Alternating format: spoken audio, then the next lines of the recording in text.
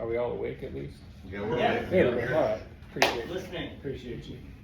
All right. So this week we're going to talk about phases of healing, discharging, activation.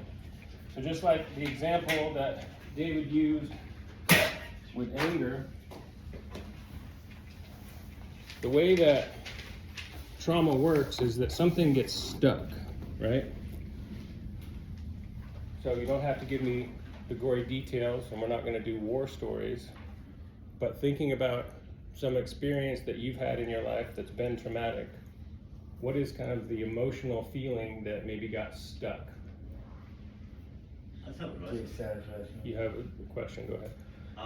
I think it's Bird who talked about Class A, Class B, Class C personalities. Class A, Class B, Class C. Like Class A personalities are like the majority of people where they face a problem and they just like try to like overcome the problem with like anger or like fighting it. Class B personalities have like the thought process of being able to like question it, and the Type C personalities are the rare ones who can like look at an obstacle or something and like gauge what they want to do.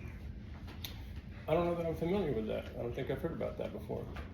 Where are you getting the information from? Something that had a lot of intelligence told me about it. Oh yeah, I mean, I'm not questioning their intelligence. I'm just curious, like. I am now. Yeah, I mean, yeah. I would say look into that. I'm not familiar with what you're talking about, but that could be a thing.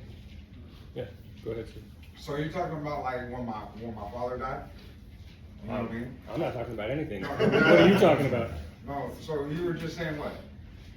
Like there's a bad thing that's happened to you. Right. Right. Like my father dying. That could be an example for sure. Yeah, and that's why I was asking you. So you're saying what now? So just so I grasp it. Yeah. So there was an emotional reaction to you experiencing the death of your father. Right. And there's probably like a pretty complex reaction. It wasn't just one thing that you felt, right? Right. Some of that you were probably able to metabolize and make part of your life. Maybe you had other people who were around you at the time that kind of maybe supported you or at least experienced that with you. So you didn't have to carry that all by yourself, yeah? Right. And yeah, also, I know. Yeah, I know. Yeah, right. And then there was other parts of that nobody even talked about. It was a very personal experience for you, right? Right. And there was some part of that you're probably still trying to navigate today. Yeah, because I hide my feelings behind the drug use. You know what I mean? Right. Exactly. And even now that I'm clean and sober, I still try not to think about it or deal with it. Okay, excellent. Okay, so now be a little bit more articulate. Try and be a little bit more specific for me, and tell me about what that emotional experience was for you. Just sadness. You know what I mean? Just right. You know, the fact that I'm not gonna see him again. You know right. what I mean? And the last time he seen me, it wasn't on good terms. You know, right. And in fact, for months before he got locked up, or before he died, it wasn't good terms. I kind of stayed away from him because of my drug use, and he kept reaching out, but I just didn't.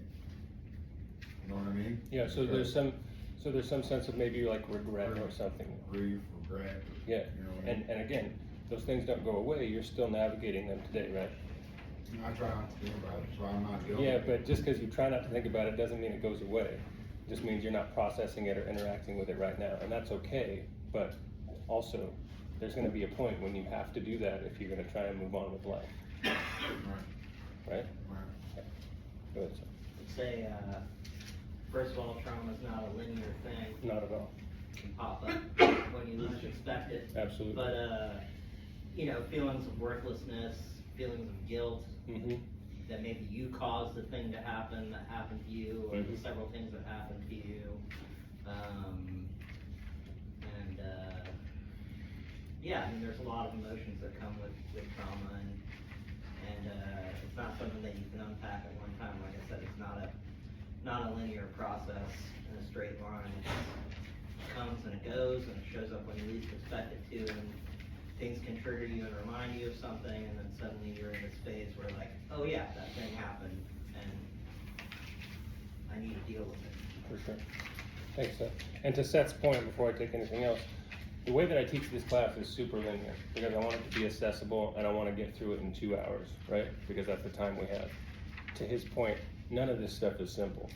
none of this stuff is really linear in like real life, right? Hopefully I give you guys some information that you can write down, research later, reflect on later, so it gets more nuanced and more robust as you interact with it.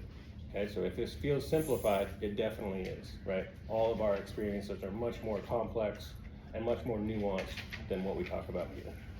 Like when I was 14, my brother died. He was like my hero. He's like 4 or 5 years old, and that's never once have I mourned for it or cried for it, but I got angry, I believe.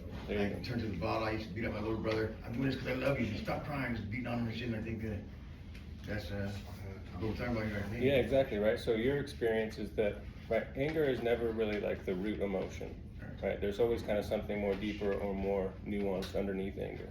So again, instead of you addressing the grief, and I'm not judging or anything, I'm just saying, right, your experience is you were able to kind of channel that into anger, and that was how you interacted with it, right? And your example is perfect, because you did kind of transmute that energy somewhere else, but it ended up being pretty harmful to your little brother, right? And after that, I was drinking every weekend, Yeah, smoking weed. yeah, exactly, right? So now what we're gonna try and do is give you maybe a set of skills where you can take that same anger and you can transmute it, but instead of it being harmful or destructive, maybe it could be creative, or maybe it could even be helpful to somebody else who's had a similar experience.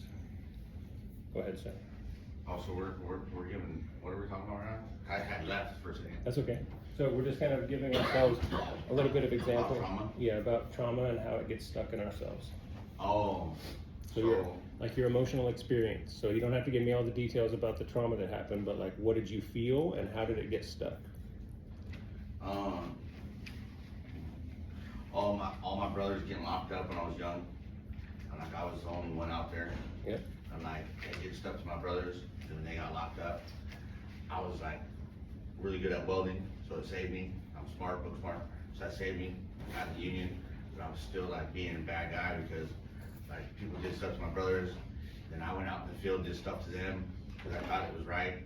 It gave a little bit of trauma, then it made me smoke a little bit of dope. Yep, so you're giving me the details, which is important, but what did you feel about it?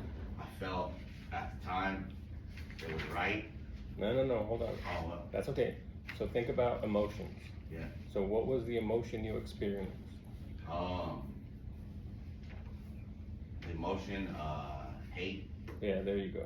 Yeah. See, and this is another reason why I love teaching this class, because all of us experience these things, but very few of us have the language or are able to communicate about it, right? So it's a group effort, right? Like sometimes you'll be thinking a thing and you know what it feels like and you're saying the right thing, but maybe it's going to take somebody else to help us kind of pinpoint what that emotion is and how to communicate about it. So you experienced hate toward the people that locked your brothers up. Yeah. And that's the thing that kind of got stuck with you, right? You Yeah. you weren't able to process that out. I wasn't able to process Yeah, it that. got stuck. So then it turned into like guilt when I grew up. Like, damn, I feel bad. Yeah. You know what I'm saying? Yeah, for sure. Good example. Off topic a little bit. Okay. I missed phase 6. I was just writing it down. Do we remember? Phase 6 was rhythms of expansion and contraction. Thank you. And we can talk more about that, and Ron's got good notes if we need more. Okay, I don't want to spend too much time on this, maybe one or two more. Anything else about trauma? You guys are kind of getting the vibe about what that means. Yeah, like my divorce caused a lot of anger, guilt, violence, just not violence that perpetuated itself outside of, what happened, but the anger and the hurt and, the emotional part is what you were talking about. Yes, sir, exactly. And then how it manifests itself afterwards. Yep. Into physical action. That's Yep. what you're dealing with. Exactly. Spaces. Correct. Okay. So we've all had those experiences. We all have some idea, again, about what it feels like physically. We have some idea about what that experience was like on an emotional and psychological and spiritual level. So today what we're going to talk about is kind of like some ways that can be helpful in processing that, right? So we talk about discharging activation, and this is like very clinical language, but it's like, how do you work that shit out, right? How many guys exercise here currently? Why do you guys work out? Energy. So they said you gained 30 pounds in here, I can't afford to gain 30 pounds. Okay, good reason. Go ahead. Well, I convert my, cause I can't let go of certain things. I don't know how to do it. I don't have those tools yet. Yeah. So I let go in there. Yeah. So so I don't punch holes in the wall Exactly. or stuff like that. Right, so- or ruin my sobriety by running out the door. For sure. A common experience with dudes, especially if you have been sort of traditionally socialized, whether that's through sports, whether that's through things like manual labor, blue collar work, maybe the military, right? We all kind of like learn how to let steam off, right? Right? We kind of work real hard and physically exhaust our bodies, and that helps take the edge off of the negative experiences that we're having internally. But sometimes people don't know how to do that yet because they don't have the tools. For sure. They're trying to figure it out. For sure. The tool is right in front of them, but they don't know how to use that yet. Yep. So either run out the door or Yep. hide themselves in a little shell. Cause I seen it all. Yeah, that's exactly what we're gonna talk And they about. don't know how to get in the gym yet because they don't have that fire yet. Well, they don't know that it's effective, right? Yeah, they don't know that it's effective. So this is like, I found it effective to be able to physically exert yourself into exhaustion, so that way it's not manifesting itself into a problem. sure, You know, for, being generally a civil individual. Yep. You can only work so many times and get so exhausted before finally you have to face it. And it really sucks. right to my point, John, right to my point, right? Like, Because when you come to the point where you have to face it, then you're either gonna go completely insane or you're gonna mend with yourself and be able to understand what's going on inside of you. And that's the point where I lost it, every bit of it. and I that's, cannot control my impulses, when it comes down to anger. And I need to quit that. Yeah. I need to quit that manifestation of problems Yeah. because it's cost me my job, it's cost me my honor and my dignity. And I can't stop it. I don't know why. I don't think that it's a medication thing. I don't think so either. I don't believe so. But I'm here to explore all the possibilities. Fabulous, I'm glad you're here. That's exactly what we're gonna do. Yeah. Go ahead, Reggie. So, working out is, yes, I go in there to sometimes to get my mind off stuff, to work that frustration out. Sure. You know what I mean? Mhm. But other times, I work out and I'm thinking about that problem. And so it's kind of a meditation too, because it's helped me figure out how I need to deal with that problem, or how I can go about solving that problem. Because if not, I'm the type of person that likes to try to fix the problem, because if not, it brews in me. So a lot of time working out, I get to thinking about that problem, and I end up coming out with a solution. So not all the time do I block it out and just focus on working out to get that frustration out. But sometimes I do meditate and get that problem. So. Absolutely, go ahead. Well, everybody's different, so they deal with things differently. Mm-hmm. They may have never been taught that, so their meditation can be drawing or something else until they figure it out. And then my second thing is can you describe to me what discharging activation is? Yeah, you're doing it right now. Oh, this is discharging activation. We're in it. It's Okay. happening all around us. Yeah. Okay, so a couple different things. Go ahead. Okay. Yep. Yeah, the working out's a great two-part outlet. And like they said, it's a great way to diffuse anger, anxiety, and such, just from the chemical difference in your body. Yeah, absolutely. And also, it's a great tool for building your self-esteem, because you can build your self-image, and also, I would build your perceived image, or viewed image. Absolutely. There's lots of different ways that you can be improved with physical exertion. Right. Therefore, it becomes a great goal. Yeah, I think so too. So again, you guys are exactly illustrating the point that for some of us, learning the skill of being able to exercise or work out can be super helpful in processing things, right? But what if you don't have access to that? Or what if you just get tired, right? Like you exercise 3 times a day, your physical body will be exhausted. And that may tamp down some of that big emotional response that you're feeling. But to Freddie's point, right? Like if you just go in there and you thrash around in the weights all day and you never actually access psychologically and emotionally the things that you need to process, you may get in great shape and you may be exhausted. but it's not addressing like the root issue that needs to be addressed so that you can get on with life and start fulfilling, right, your dreams, goals, et cetera, et cetera. Go ahead, sir. And another thing, when I work out, I know majority of the time I don't ever work out alone. You know what I mean? So as somebody that I got an hour in with, you know what I mean? At least an hour that I'm working out with, and the majority of the time we do get to talking about life and problems and situations, and that's how you can also find the solution to your problems. Yeah. Instead of, so working out does help, but it's not just to exhaust yourself so you don't think about it. A lot of it is good meditation, good growth. So. I agree with you. So there's like a community support aspect there too Yeah. sometimes. Yeah, for sure. And again, I'm not saying anything negative about working out. I'm just saying that that's only one tool, right? And for some of us, that works really well. But even if it works really well, you're still not addressing like a very robust, like holistic view of like how to address the things that happen to you, right? All of us need multiple different tools, multiple skill sets to address this stuff. And the more you have, the sort of easier it becomes, because now you're looking at the problem from different perspectives, you're utilizing different tools and different ways to address it, so it becomes a more like holistic way of healing instead of just saying, I'm tired and I'm strong and that's dealt with my trauma, you know? So I use other things like music's a good meditation that I use. Absolutely. And drawing, art. I like to do art, but I notice when I'm listening to music, that I relate a lot. That's how I express a lot of my feelings. That's how I figure out what's going on inside, just through other people's rhymes and stuff or songs. But when I notice when I draw, I block everything out, and I just kind of get zoned in on what I'm doing, and it takes my problems away.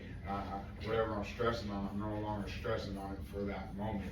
You know what I mean? Which I don't really solve anything that way, but it does help me internally, because it does put it on ice for a second, because sometimes it's not a good time to deal with them. For sure. You know what I mean? Yeah, So, absolutely. Go ahead, John. What is this holistic approach that you're supposed to be able to obtain? I mean, like, what does it involve? How do you approach something that you know historically you would deal with in violence, you know, but it's not like saying that the violence is, you know, will help perpetuate the situation to, you know, a conclusion. Rather, it causes more problems. You know, and how is this holistic view supposed to be activated in a brain that's doing 20 different fucking jumping jacks all at once? You know, it's just like a good example of it is that, you know, here we are, you know, regurgitating, you know, the actions that we do to take care of ourselves. But yet you speak of this holistic view, being able to take it from a different proponent on each side to see the problem in different perspectives. I understand that. How is that obtainable? How do you get it? Yeah. So the way that I like to phrase it is, I look at 4 pillars, right? So we spent a lot of time now talking about the physical pillar, right, of like wellness or healing. And that's like taking care of your physical body, right? Yeah, that's the physical pillar, Yep. which is covered quite adequately here in the last 15, 20 minutes. Yeah, for sure. Then we have a psychological, we have an emotional, and we have a spiritual pillar. So to Freddie's point, I'm just using it as an example, right? He's got a lock on the physical aspect of this. He knows that he can go in the gym and he can get a good workout. He can use that as meditation. He's addressed that aspect of healing pretty thoroughly. But maybe his emotional and his psychological pillars haven't had as much work. So I don't need to tell Freddie to go work out 5 days a week. He's got that on lock. Yeah. But maybe what I could do is suggest that he see a therapist. Maybe what I could suggest is that he connects with his partner and they do some couples therapy, or gets connected to a spiritual advisor or a mentor. So now, instead of just thinking about physical healing, now he's addressing his emotional, psychological, and spiritual health.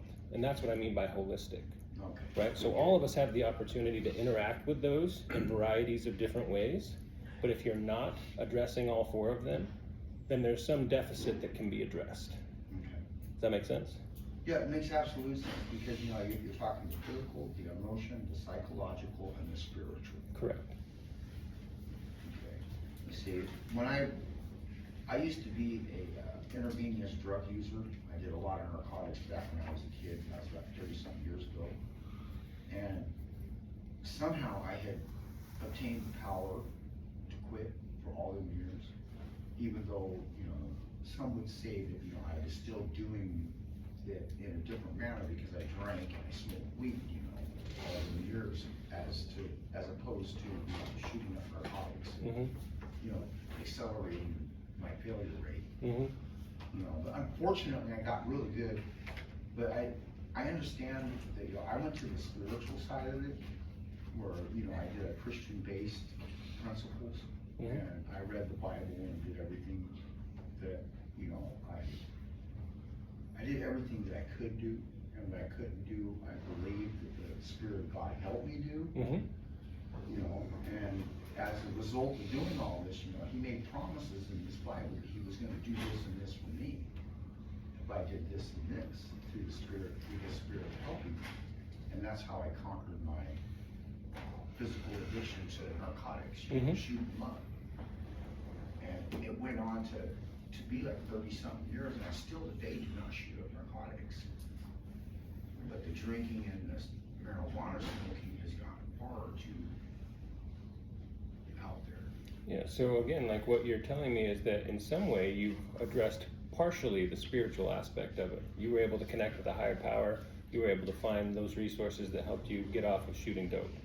But there's still some kind of something there that can be addressed because alcohol and weed are still a negative issue for you.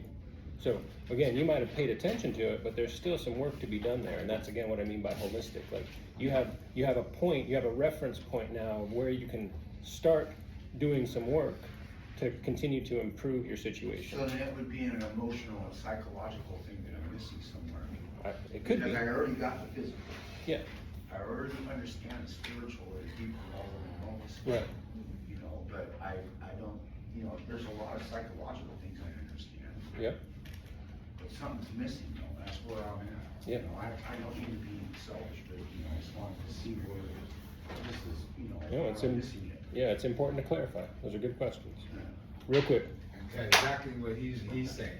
Okay, so I got the physical and the spiritual, Yes, sir. right? Yes, sir. And so you're saying emotional and mental, right? Yes, sir. So with the spiritual, you come with a lot of self-evaluation, right? Absolutely. So is that some of the emotional, or is that some of the mental, or is it none at all? No, I think it's all. It's all. I think self-evaluation and assessment has to be a part of all four of those processes. And so what would you suggest for me to in tune more on the mental and the emotional, because that's what I'm lacking? What would you recommend that would help elevate those? Yep, so just to be clear, I'm gonna be real honest and say I'm not gonna give you advice.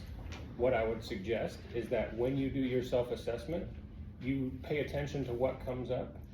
So say you go into one of your meditations and you're chilling and you're thinking about stuff, and you think about how your emotions and how your mind work, and you think about where do you find challenges, or what is a distressing aspect of those things for you. Something will come up, right? Then you can figure out, okay, now I know, or I'm aware of what the thing is that I want to address. There's literally infinite ways to address that. So emotional and psychological, again, maybe a counselor is helpful. Maybe going to a mentor and sharing your story with them and getting some feedback or some reflection from them could be helpful. There's no wrong way to do it. But meetings, exactly right. It's a very personal, it's a very subjective thing, right? So what I suggest is that you figure out what needs work and be as specific as you can, and then figure out what out in the world you could access to help you address that. Okay. Does that make sense? That makes total sense. Cool. Good.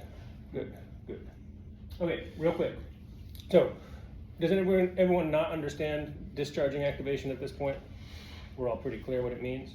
Okay. So the point of these, and what we'll discuss in the second hour, is these are all survival mechanisms. Everybody's familiar with your fight or flight, right? If you've ever had any kind of session with a therapist in substance use. Fight, flight, freeze, and fawn. Absolutely, all four. Okay, these are processes and behaviors that allow us to keep our biological organism alive, right? So in distressing situations, there's lots of ways you can handle it, but they all kind of fall under one of these four. Okay, so we'll just introduce them real quick before we go to snack. So fight, what does that mean? It's kind of fight. Push back, push against. Yeah.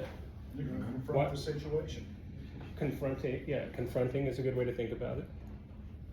Yeah, it could be through violence or even just verbal. Yeah, exactly, right? Yeah, so for me, I think about like this is a maintenance of a boundary, right?